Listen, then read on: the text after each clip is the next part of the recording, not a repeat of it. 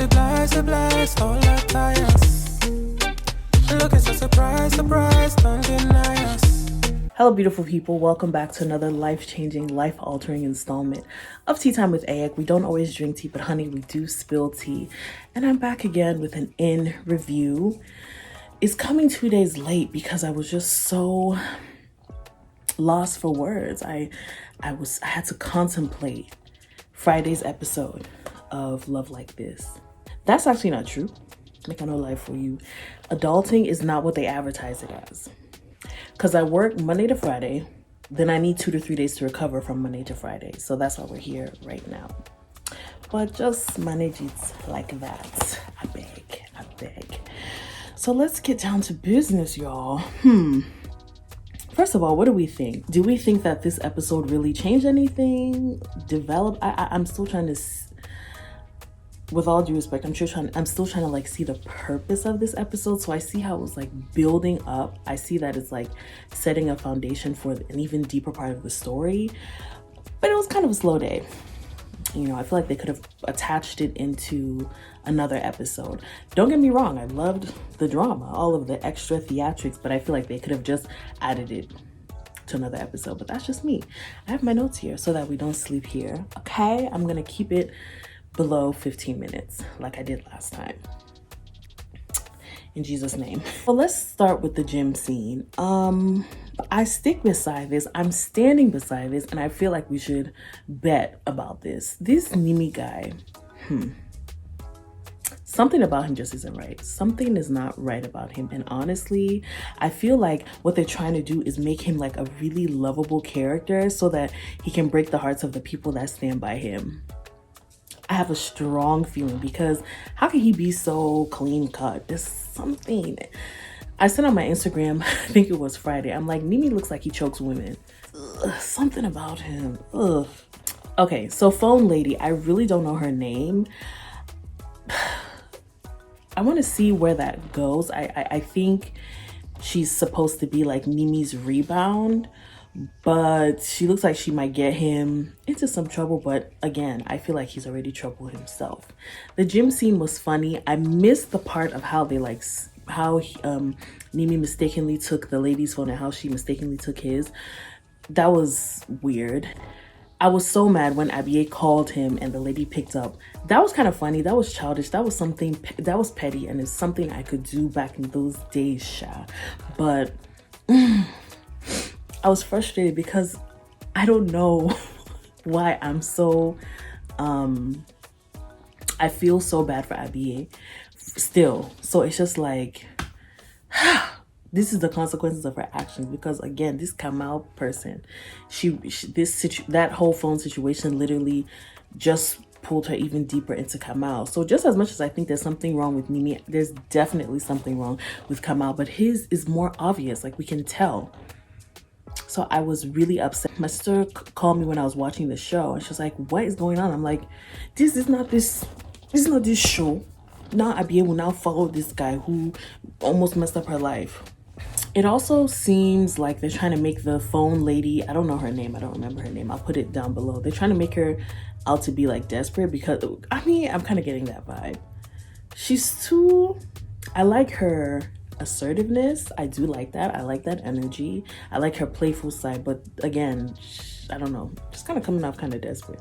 Every guy, even the guy she was complimenting, oh, you're sexy, like all this stuff. And then now this guy, she goes back to Nimi and is saying, oh, are you sure you didn't do it on purpose? The first time he said no, just leave it, don't keep asking, babe. Remy and Amaka is my least favorite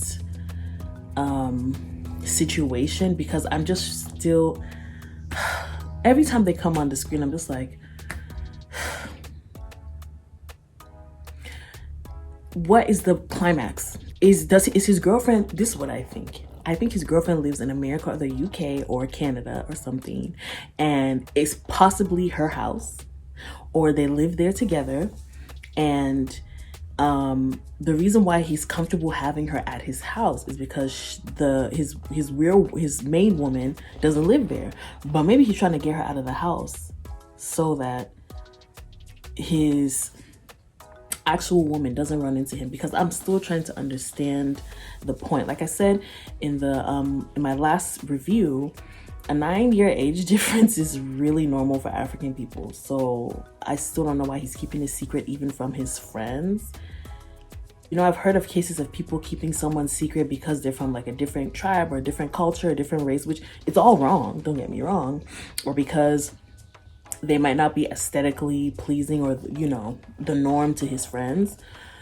But you're telling this small girl, she's really the only person that will work on, a small girl, or someone who hasn't really seen the world. And then she too is keeping him secret from her friends, because he's basically brainwashed her into thinking, because she's young and malleable, younger and malleable, he's convinced her to not tell her friends either. And her friend brought up a good point this episode, like, for safety reasons, are you kidding me? So if something happens to you, what will I do? What will I tell your mother? So it bothers me because I want to get the answers. But then again, this is a series, it's not a movie, so they have to like draw it out. Kamal and Abiye, you heard that talk that he was talking on the staircase. You're my air, whatever stupid stinking pickup, I wouldn't say pickup lines, but whatever stupid lines he used in those days, he now wants to remind her. Then Abiye now falls into the trap. And that's, again, like I was saying with the soul tie thing. So Kamal, imagine someone ripping a band-aid off of a wound. That's literally what Kamal did to Abiye. You just ghost her and then show up. And I was just thinking back to when they were talking downstairs right before they, you know, did the lamba. He said, oh, we broke up because I said your name. So in this 2022 or whatever, you can find her social media. It's just like an opportunity. He saw the opportunity when he saw her again.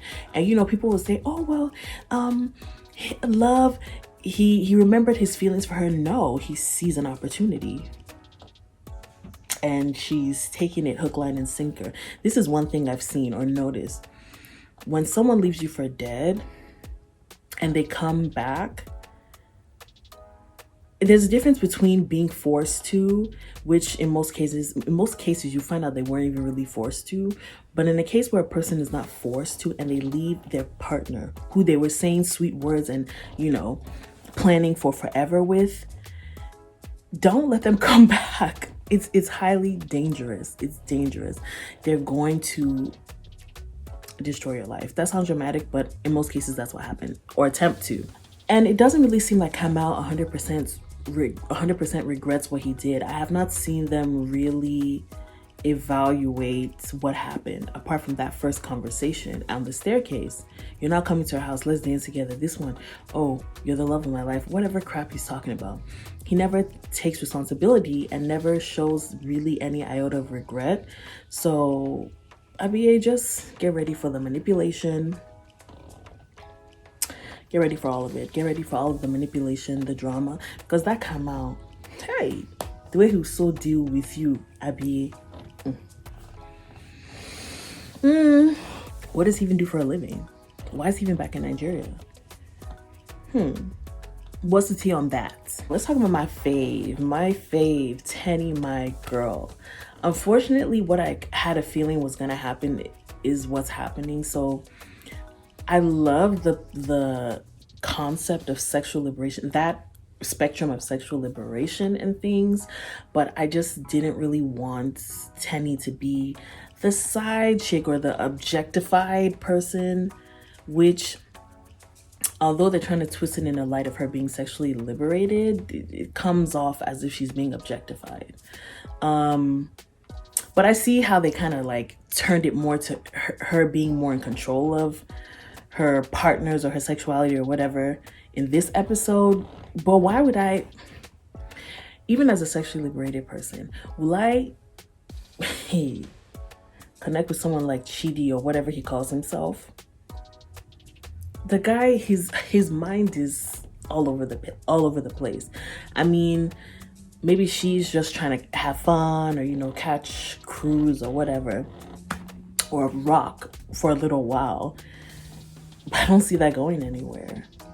see that going anywhere. And you know, they're making Tenny out to be someone that has a conscience. So, you know, like she asked, are you still with the babe? Nadia, are you still with Nadia? He said no. And then she took the plunge. She said, meet me. We have a board meeting in the restroom. I'm not seeing any of these men who is worth that.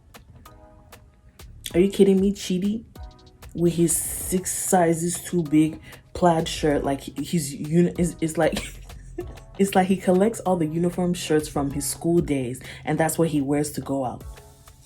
Is it that, Chidi? Tenny, you're worth more. Don't fall for these small boys. Well, it looks like she already did. So I think they might be touching on this, or maybe I'm looking in too deep. I'm like I'm fascinated by Tenny's storyline because it's like they're also kind of suggesting that she gives off a certain energy, which I don't understand the message they're trying to make. I'm still trying to unpack that. Now, in terms of her and telling Abie what happened, I personally don't think she should say anything because it seems like Abie is ready to move on. She's ready for action. She's on her way out. So I personally wouldn't bother. But that's just me though. I wouldn't say anything. Actually, what am I saying? I would say something. I don't think Tenny should say anything to Abie because the funny thing is, even though Abie is over Nimi or was looking for an opportunity to like move on, she's probably gonna get upset about that because that's human nature. Whether it's eating you up or it's not eating you up, don't say anything. What do you guys think? Comment down below. Do you think that Tenny should say something to Abie about the kiss? Thank you guys for watching this week's installment of In Review. I will see you next week. Hopefully, I don't feel like breaking my computer screen this week like I did on Friday. Enjoy your day. Bye.